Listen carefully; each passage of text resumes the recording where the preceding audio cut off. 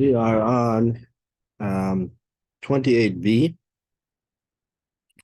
Um, just to drop below halfway. The Gemara is continuing a discussion which we didn't get a chance to finish yesterday.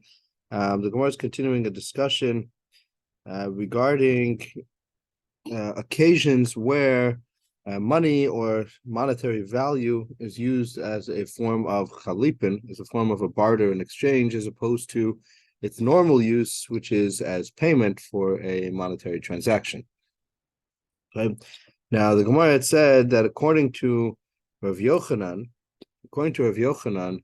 the midoraisa, by Torah law, money paying for something actually does create a kinyan, and it makes the object yours. Meaning, as soon as I pay for something, right, even if the object is not present, okay. So if I'm buying a car from you and I pay you for the car, so the car will immediately become mine, even though it's not present, and I didn't yet make an actual kinyan on it. For example, I didn't get in and drive it, right? So that's by Torah law. However, the Chachamim instituted that money does not create a kinyan, and the car does not yet become mine until I actually I'm present in front of the car and I get in the car and drive it, let's say, and that would be a form of kinyan on the car. Okay, why do they do that? So it's actually a buyer protection standard that we want to make sure that the seller will take the proper precautions to make sure that the car actually makes its way to the buyer, right? If we say that immediately upon receiving the money, the car transfers to the ownership of the buyer, so the seller is not going to be very concerned for its protection any longer, because the loss is not his and the gain is not his, right? He already got his money. So Rav Yochanan said that therefore, in certain cases, the Chachamim did not make this institution that money does not create a kinyan, and in certain cases, for example, when money is being used as a form of a barter, as a form of an exchange, the Chachamim will fall back on the Torah law, and they'll say that money does create an instant kinyan, even though the object is not present. Now, that was following the opinion of Rabbi Yochanan. The Gemara says Ulureish Lakish, so again, a little more than halfway down, the second to last word on the line, Ulureish Lakish, the Amar, Mashicha Mefureshes Min Torah. According to Reish Lakish, who says that, no, even by Torah law, the only way to actually make an object yours is to make a kinyan on it. You have to do mashicha, which means to pull the object or to pick it up, or to, depending on what type of object it is. But you have to make an actual kinyan on it. But if not for that, then there's no way to make a kinyan, and the object does not become yours simply by paying for it. So hanicha isavalakav sheshes the amar peiros avdi chalipin. So then we can interpret the Mishnah if we follow the opinion of Rav Sheshes, who said that the Mishnah was coming to teach us. So if you recall, the Mishnah was giving us a strange case of chalipin, a strange case of a barter, where you bartered a bull for a cow or something similar, right? And Rav Sheshes interpreted the Mishnah to mean that it was actually a butchered bull, and you took food stuffs, meaning you took this butchered bull, the meat of it, right, and you were trading it for the cow. And what the Mishnah was teaching me is that normally chalipin is done with a utensil. Okay, it's done with something of value, like a car or something like that, which is a utensil, something which is used for something else. But the Mishnah was teaching me that even food or something like that, which is normally something which is bought, not something which is used as a barter, nevertheless, that can also be used as a form of chalipin. So if you follow Rav Sheshes, then we understand what the Mishnah is teaching me. But if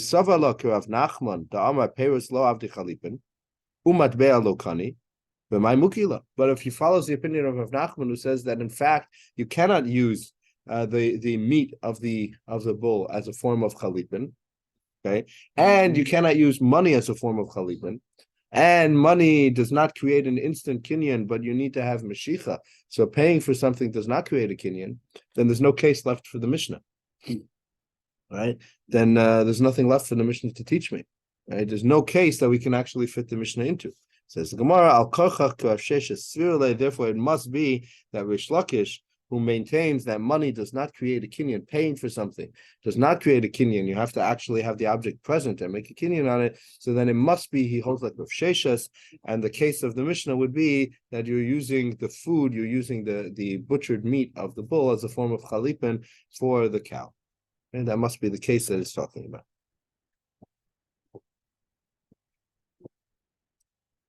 Okay.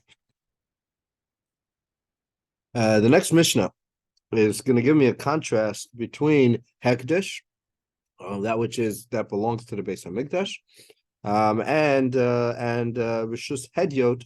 Hedyot means the layman, the regular person. Okay, so Rishus Hagavoa, the Rishus of on high, meaning that of Hekdesh, that which belongs to the Mikdash, Bakesef. So even though we're saying that Midrabanan, right, according to Rav Yochanan or according to Reish Lakish Raisa, that money does not create an instant kinyan, right? You have to actually make a kinyan on the object. That's only when it comes to a hedyot, to a regular person. When it comes to Rishus Gavah, when it comes to Hekdesh, money does create a kinyan. So Rishus Gavah b'kesef, Rishus Hedyot b'chazaka. Okay, but for a hedyot, for a regular person, you need to have an actual kinyan. Chazaka, Rashi says, means meshicha, to pull on the object or to lift it up, depending on what type of object you want to be. Amiraso legavoa kimisiraso lehedyot. And the Gemara is going to explain this, but essentially what it means is that when a person says that they're going to give something to Hekdesh, so normally if I say I'm going to give something to you, right? So then I'm under no actual contractual obligation to give it to you, because simply saying something doesn't create a contract, an obligation. But when it comes to, if I promise to give something to Hekdesh, then I am obligated to go through on my word and to give it to Hekdesh. Okay. Tanu Rabbanan. So the Gemara is going to explain the Mishnah. Kate said Rishus Hagavoa b'kesef. What is an illustration of this that we say that Rishus Hagavoa Hekdesh is kona with kesef? Gizbar shenasan ma'us b'behema. So the Gizbar is the person who's in charge of the money of Hekdesh. He's the executor for Hekdesh. Shenasan ma'us b'behema. He paid money on behalf of an animal. For an animal, Rashi explains it's an animal that's being bought for a korban tzibur. Okay, so an animal that's being bought for the sake of being used as a korban. So afilu behema b'sof ha'olam kana. Even if the animal is on the other side of the world, right? So it's not present, and he's not making an actual kinyan on it. Kana, it immediately belongs to Hekdesh. But by hedyot lo kana ache yimshoch. But by a hedyot, by a regular person, he's not kona until he actually makes a meshicha. Until he actually makes a kinyan on the animal. Okay, so simple enough. Ketzad amiraso legavoa kemisiraso lehedyot. What is an illustration of this halacha that amiraso legavoa, simply saying that you're going to give something to Hekdesh, is as if you've actually given it for a regular individual. Haomer shor ze ola bayis ze Hekdesh afilu b'sofa olam kana.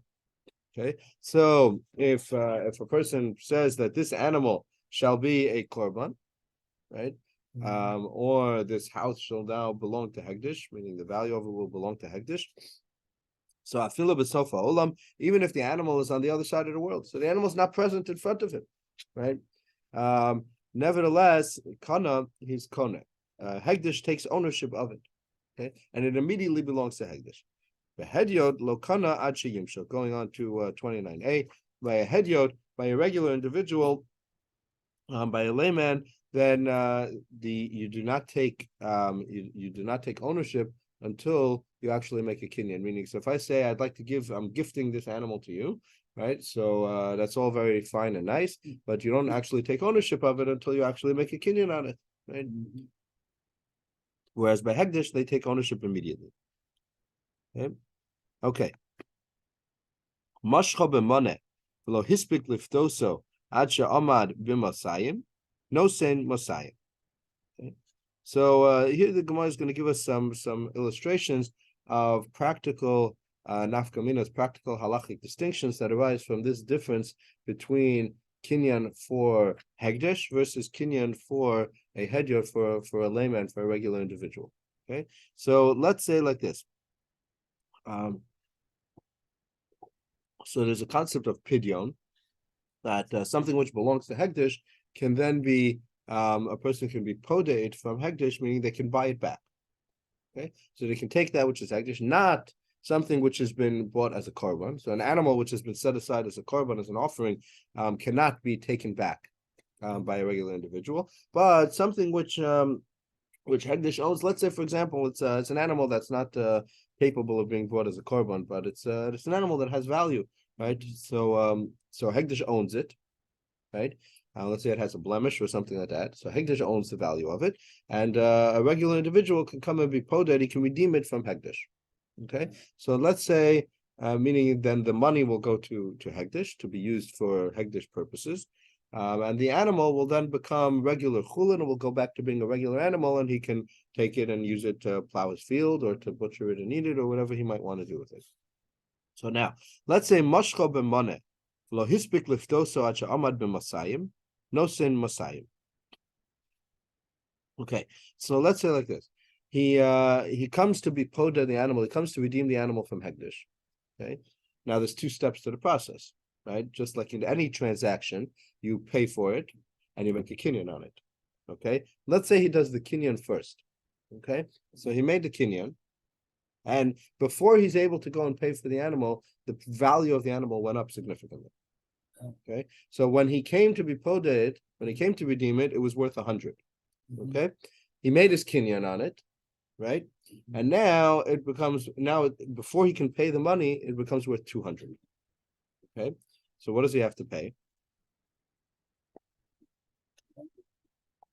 What do you think? 200. Why? Because he hadn't made the Kenyan yet. He made the kinyan. Oh, he made the Kenyan, right? Like he made the Kenyan. So were it a regular individual, were it a layman, a regular individual, he would only have to pay the 100 because he made the kinyan. But what did we say? By Hegdish, you have to actually pay. By Hegdish, right? Not till you actually pay for it, right? So since he didn't pay for it yet, then he has to pay the 200. Okay. Mashcha b'maneh. So if you made the kinyan again on the first line, mashcha b'maneh v'lo hispik lifdoso ad she'amad b'masayim. So he made a kinyan on it when it was worth 100, but he didn't actually pay the money until it was worth 200. No sin masayim. He has to pay 200. My time. What's the reason? Because the Torah said that you have to pay the money and then it becomes yours, meaning it does not become yours until you actually pay the money, and therefore he has to pay the 200. Now, what about the reverse? Okay, what about the reverse? So what happened? I came and I made a kinyan on it when it was worth 200, right? So I came, I made it mine. I made a kinyan on the animal when it was worth 200. I was prepared to pay the 200, right? But before it actually came time for me to give the money to Hegdish, the price dropped, the value dropped. Now it's only worth 100. So do I make money off of it? Do we say that, okay, I only have to pay the 100? Right? So here too, no sin masayim. Nevertheless, here as well, even though by rights, according to what we just said, I should only have to pay 100, right? I should get a break. I should only have to pay 100, right? However, no sin masayim, he has to pay 200. My timer. Okay, so a very interesting reason the Gemara says. What's the reason? Lo yehei koach hedyod chamor mehegdish. We don't want a situation that we're having a transaction with a regular individual, right? I would have to pay 200. At the Hegdish, I should pay less. Okay? So were this a transaction with a regular individual, you would go based on when you made the kinyan, right? Based on when you actually made the kinyan, which was 200, even though the price dropped afterwards, right? So we don't want Hegdish to be worse off than a regular individual, right? So we don't want that an individual should have a stronger strength than Hegdish will. Okay. No sin masayim. Okay. So let's say he paid for it. So now we're switching the case a little bit, right? In the first two cases, he made the kinyan first, and then he's coming to pay for it. Here he pays for it first, and then he comes to make the kinyan. So peda'om b'masayim. He paid for it when it was worth 200.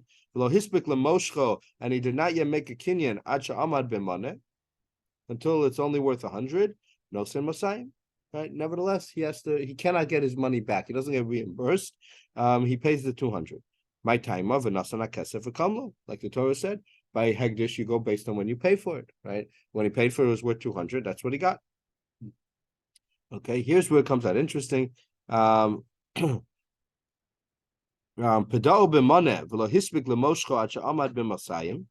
if he paid for it when it was worth 100, and he did not make a kinyan until it was worth 200.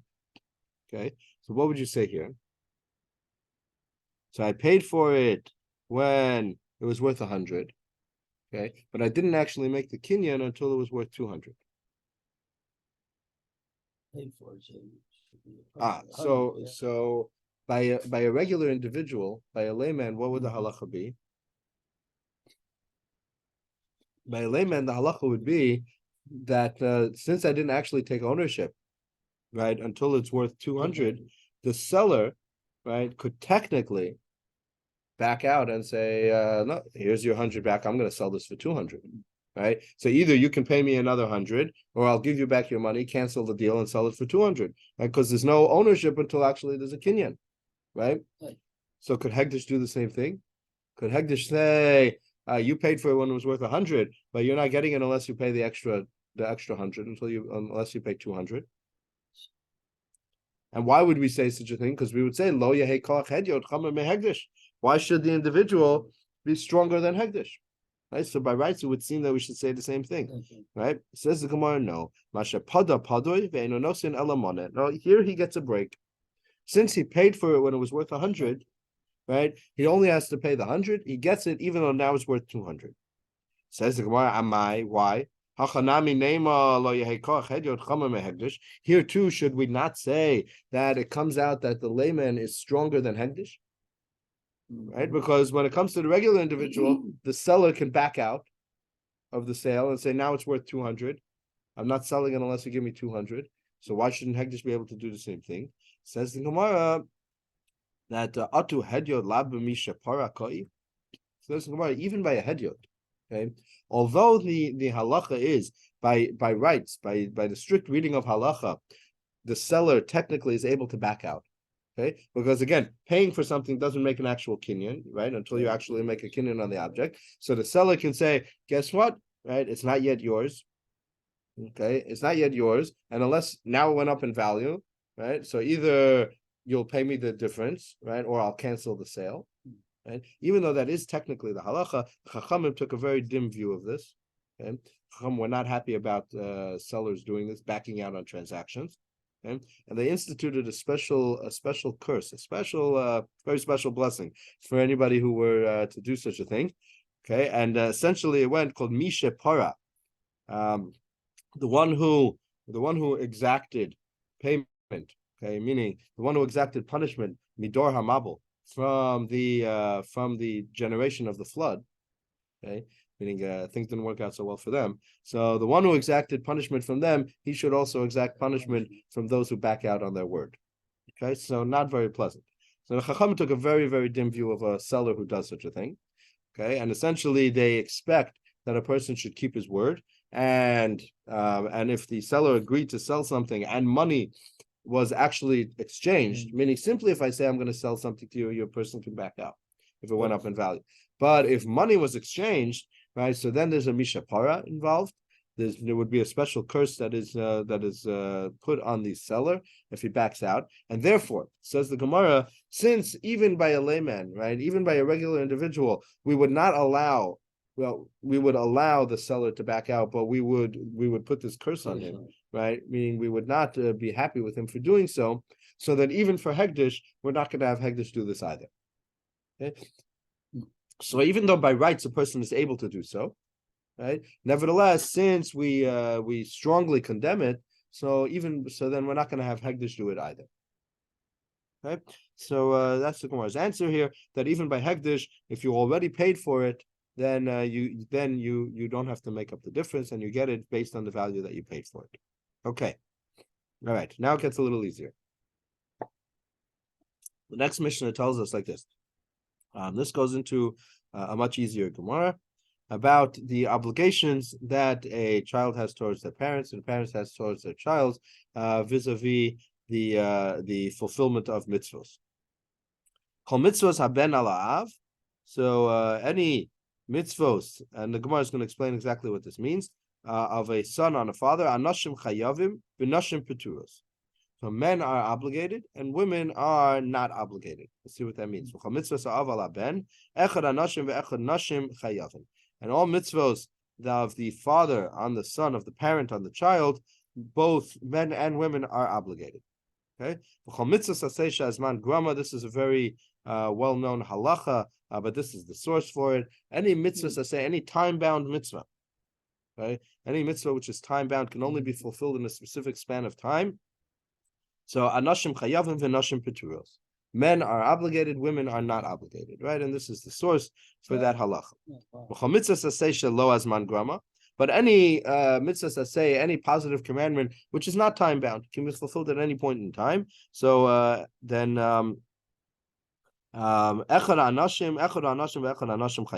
both men and women are equally obligated. And any negative commandment, something which we're forbidden to do,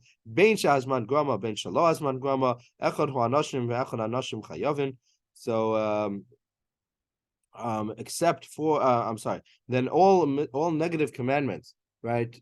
So then men and women are equal.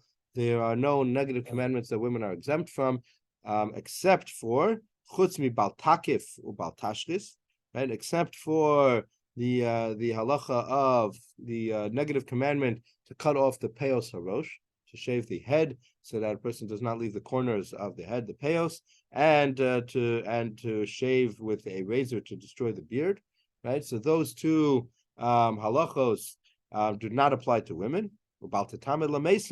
And for a kohenes, so a woman who is from a Kohen family, she is permitted to come in contact with the dead body, whereas the male kohanim are forbidden to do so. Okay, so these are the three exclusions, but all other negative commandments apply equally to women as they do to men. Okay, so now the Gemara is going to explain the Mishnah. Okay. My kol mitzvahs haben al ha'av. What does it mean when it's referring to all the mitzvahs of the son on the father? If you tell me it's all mitzvahs that the son is obligated to perform for his father, meaning essentially that the mitzvah of kibbud av va'em, right, of giving honor and respect to a parent. So nashim peturos, is it true then that women are not obligated? Women are exempt from this, right? So it's a question for Hatanya, right? But we learned in a brayso, ish ainli elo ish isha minayin kishav omer ish imo va'aviv tirou harei kan shnayim. So the pasuk says, "Ish imo va'aviv tiro," a man shall fear his father and mother, right? So I might have thought that it says, "Ish," a man shall fear his father and mother. Perhaps the obligation falls only on a male, but not on a woman, right? And a woman would be exempt. Says the Gemara, since it says "Ish imo va'aviv tiro," that you shall fear in the plural, okay? Harei kan shnayim, that's teaching me that it applies equally to women as it does to men. Okay, so women are obligated in the mitzvahs of kibbud av va'em. So it cannot be that that the Mishnah means to tell me that women are exempt from the mitzvah of kibbud av va'em. That can't be, because we have a brayso which clearly states that they are obligated. So Amar Rav Yehuda, rather Rav Yehuda says Hachika Amar. This is what the Mishnah means to say. Kol mitzvahs haben hamutalos al ha'av la'asos libno anashim chayavin v'nashim peturos. Okay, so any mitzvahs which the father is obligated to do on behalf of his son, okay, we'll see illustrations of that. So then the men are obligated, the father is obligated, v'nashim peturos, but the mother is exempt from performing these mitzvahs. And we're going to see illustrations of that. Tanina laha. So this is Gemara. We learned this. The Tanu Rabbana. Ha'av chayiv bivno. A father is obligated in his son lemolo, to circumcise him, viliftoso, and to redeem him. We know there's a special mitzvah of one who has a firstborn son, has to redeem him from the Kohen. So that mitzvah applies to the father. Ulalamdo Torah, to teach him Torah. Lahasio Isha, to find a wife for him. Ulalamdo Umnus, and to teach him a trade that he should be able to support himself. And some say he's even obligated to teach him how to swim, so that, as Rashi explains, that this could save his life, right? So therefore, that obligation falls on the father to teach him. Rabbi Yehuda says, anyone who does not teach his son a trade, malamdo listos, he's teaching him to be a bandit. Okay? Says the Gemara, listos al kadaita. Does it mean he's teaching him to be a bandit? Ella ki'ilu malamdo listos. It's as if he's teaching him to be a bandit, because if he didn't teach him a trade, what else is he going to do? Yeah. Right? Yeah. So he's going to have to become a thief, right? So, so therefore, we view anyone who doesn't teach his son a trade or arrange for him to learn a trade as if he's teaching him to be a bandit. Okay, but the obligations of the father on the son are as follows. Again, lamolo, to circumcise him, viliftoso, and to redeem him if it's a firstborn son, ulalamdo Torah, to teach him Torah, lasio isha, to find him a wife, ulalamdo umnus, and to teach him a trade, right? And according to some, to teach him to swim as well. Okay, so lamolo minalon. Where do we know that the father is obligated to circumcise the son? Okay, how do we know this? So we're about 4 lines up from where it gets wide, by the 2 dots there. Lamolo minalon. What's the source for this? Tichsiv vayomal Avraham es Yitzchak beno. Okay, because it says Avraham circumcised Yitzchak his son. Okay.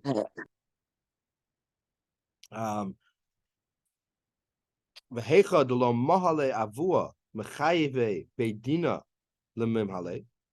Okay, and it says more an interesting halacha that Bezdin actually has a share in this obligation. Let's say the father is unable or unwilling or unable to fulfill this obligation of circumcising his son.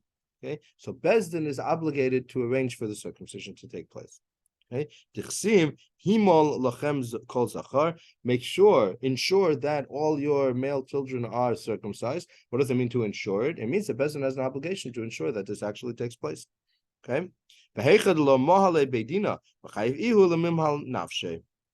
let's say for whatever reason Bezdin did not arrange for it to happen. Okay, so then the obligation falls on the individual. Okay?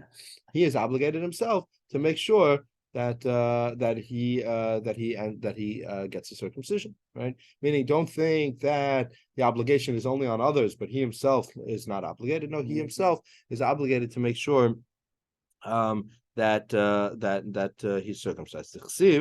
How do we know that? V'orel zachar, a male who is not circumcised, that will not circumcise his flesh, v'nichrusa, and he will be cut off. Right, this is one of only 2 mitzvot aseh in the Torah. Only 2 positive commandments in the Torah that carry the punishment of kares, of being cut off from the Jewish nation. This and Korban Pesach. Right? One who does not bring the Korban Pesach deliberately, or one who does not receive a circumcision, so they will be cut off from the nation, and that is v'nichus, and they'll be cut off. So you see that the obligation falls on the individual himself to make sure that he's circumcised. Okay. So now, says the Gemara, going back on the Mishnah told us that the father is obligated, the men are obligated, the women are not obligated, right? How do we know that the woman is not obligated to ensure that her son gets a circumcision? Okay. Right, it says going back on the pasuk earlier, "Vayomal Avram is Yitzchak beno." Avram circumcised his son Yitzchak, ka'asher tzivoso Elokim, like God had commanded him. Oso v'lo osa. The commandment came to him and not to Sarah. Okay, so the commandment came only to him. So he was obligated; Sarah was not. Okay, Ashkechan miyad l'doros minalon. Says the Gemara, we see that Avraham was commanded to circumcise Yitzchak. Right now, that's our source. Right. From there, we're learning out that the father is obligated to circumcise his son. Right. Perhaps that was a one-off. Right. Maybe Avraham was commanded to do so. Okay. That was special for Avraham. Right. But how do we know that in every generation the father is obligated to circumcise his son? Maybe the obligation falls on the child. Right. So So Ashkacha miyad ledoros minalan tana debei Rabbi Shmuel kol makom shenem atzav. Anytime it says a commandment, eino ela zirus. It's coming to command the person to do so with alacrity, to do it quickly. Miyad uladoros. Okay, and it's teaching me that it should apply immediately and it should apply for all generations as well. Zirus dichsiv v'tzav v'Yoshua v'chazkeu v'ametzehu. Zirus is telling me to do it with alacrity. That, as it says, command Yehoshua, right, and v'chazkeu and strengthen him, right, and gird him with strength. Miyad uladoros dichsiv min hayom asher tziva Hashem v'hala ledorosechem. That as Hashem is from the day Hashem commanded you, and for all generations going forward. So when it says Hashem commanded Abraham, that commandment goes for all generations as well. Okay. Okay, continuing in the Gemara, we still have time. What time is it? 6:20? I think it's 6:20. Yeah. 6:20. Yeah. Okay, good. We still have time. Okay. So we're about 5 lines down in the wide lines. Liftoso, to redeem him. Minalan, what's the source that the father is obligated? Dichsiv. So this is pretty straightforward. Dichsiv kol b'chor b'necha tifte. Okay, it says you shall redeem your firstborn child. Right, so pretty straightforward. The obligation is very clearly on the father, right? That meaning not on the son himself, but on the father, that you are obligated to redeem your firstborn son. Okay,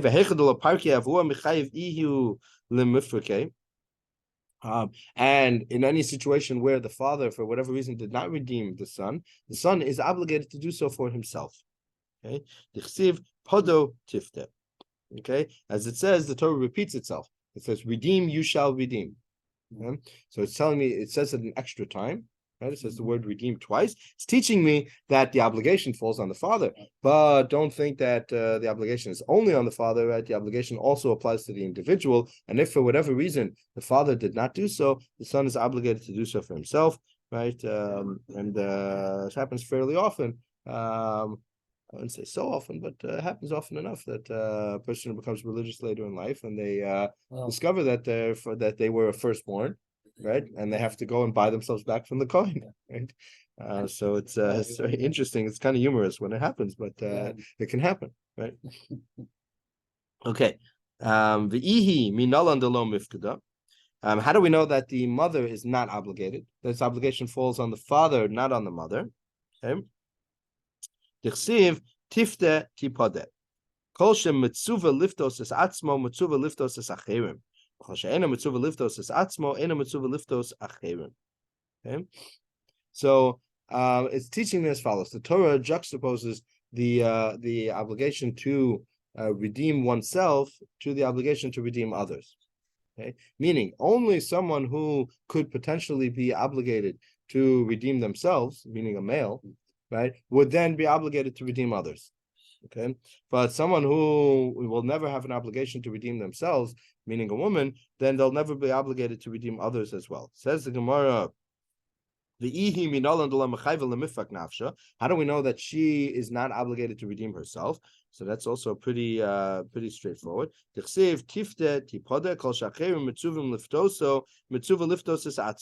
Only one only one upon whom others have an obligation to redeem them, are they obligated to redeem themselves. Okay, whereas the woman whom the father is not obligated to redeem his daughter, so she's not obligated to redeem herself either. Right? The daughter whom the father is not obligated to redeem his daughter, so too she is not obligated to redeem herself. Okay, so how do we know that the father is not obligated to redeem his daughter? Right. So this one is pretty straightforward. Right. So the Torah says you shall redeem your firstborn son, right? Son and not daughter. So since the father is not obligated to redeem his daughter, she is not obligated to redeem herself.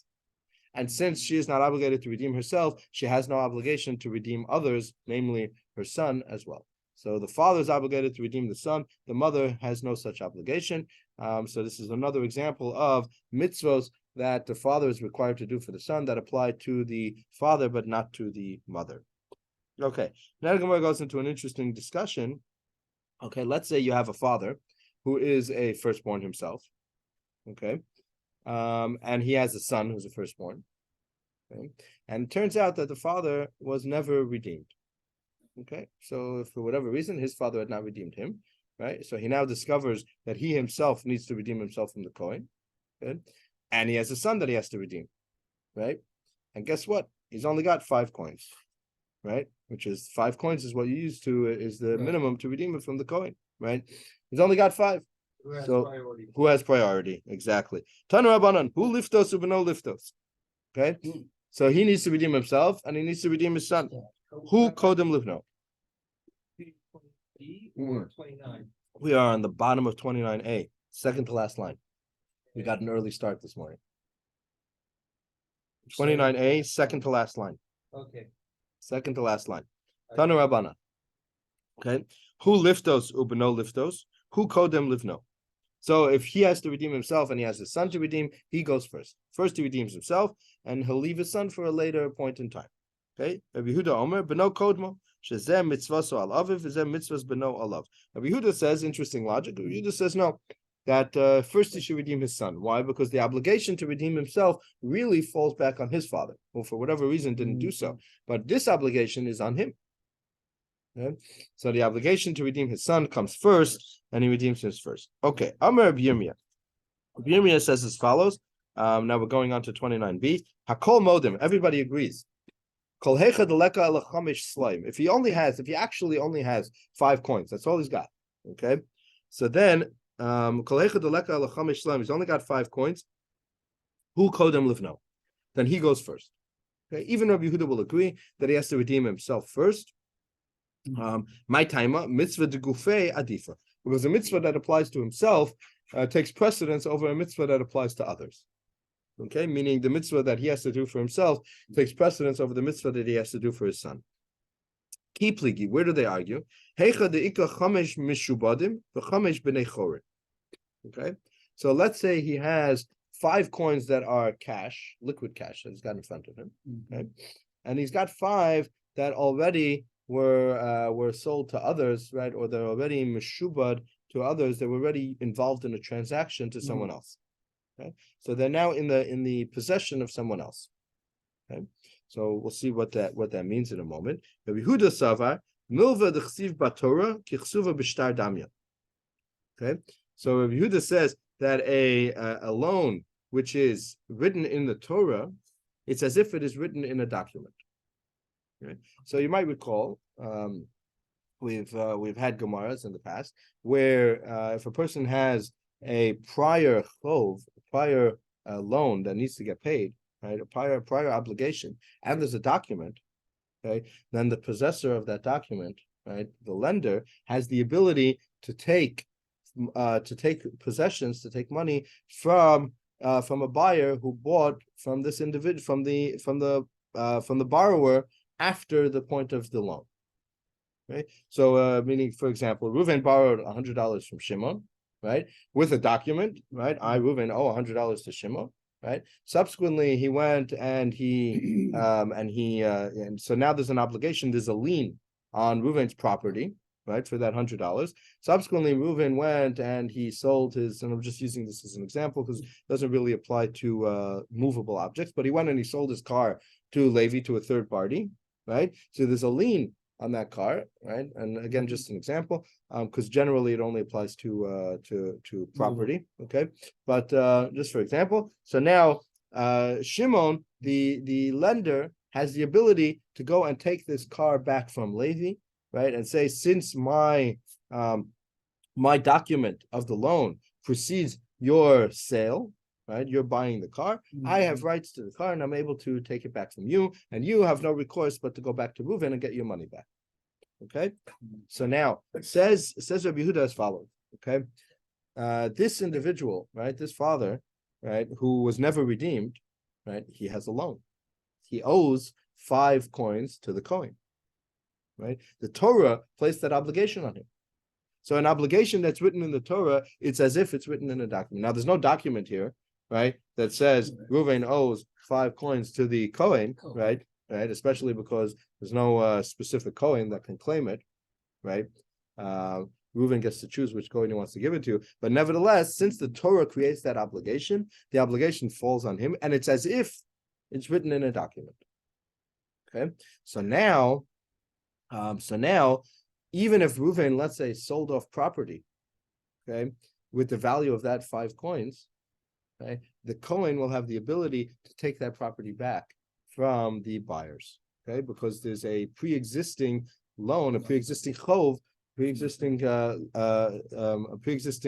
chov that exists, that Reuven is obligated to pay the 5 coins to the Kohen. Okay, so now says Rabbi Yehuda like this. Okay, better that he should take the liquid cash that he has in front of him, the 5 coins, use it to redeem his son. Okay, because that has no ability to be collected from the buyers, because that's a new chov, right? That's a new obligation. And for the obligation to redeem himself, let the coin come and collect that from property that was already sold. Because since it was written in the Torah, since it's an obligation from the Torah, it's as if it's written on a document, right? And he has the ability to collect that even from money that's already been paid away. Okay. So Rabbi Yehuda Savar, Milva d'chsiv b'Torah, a loan which is written in the Torah, kiksuva b'shtar damya, it's as if it's written in a document. Okay. Bahani chamesh parik librei. So with these 5 coins that he has in front of him, let him redeem his son, right? Va'azil Kohen, and the Kohen now can come, and he can take, right? He can take, meaning by Bezdin, he can go and he can take the 5 coins that are owed to him even from money that was already paid to other people, right? Because it's a pre-existing chov, and this chov dates back, right, from the time that his father was born. Right, so he can go back now on any money that was ever owned, any transaction that was ever done by this individual. The Kohen takes precedence over it, and he can take it back. Okay. For Rabbanon Savri, Milva d'chsiv be'oraisa lav kiksuva b'shtar damya. The Chachamim, however, do not agree with this, and they say that no, simply the fact that the Torah gave him an obligation to redeem himself does not allow the Kohen to collect from other people. It's not as if it was written in a document, right? We don't say such a halacha, and therefore. Hilkach mitzvah de gufei adav. Therefore, the Kohen will not be able to collect from others. So the only recourse that the Kohen has is to get the money that's already that's liquid cash in front of him. So therefore, he only has 5 coins to deal with. Since he only has 5 coins, then we're only going to give him the coins that he actually has. Right, and therefore he has a choice now. He has to make a choice. Do we do for himself or for his son? And therefore he redeems himself before he redeems his son. Okay, let's stop here. We'll pick up with this tomorrow. It's always amazing to me. Everybody have a wonderful.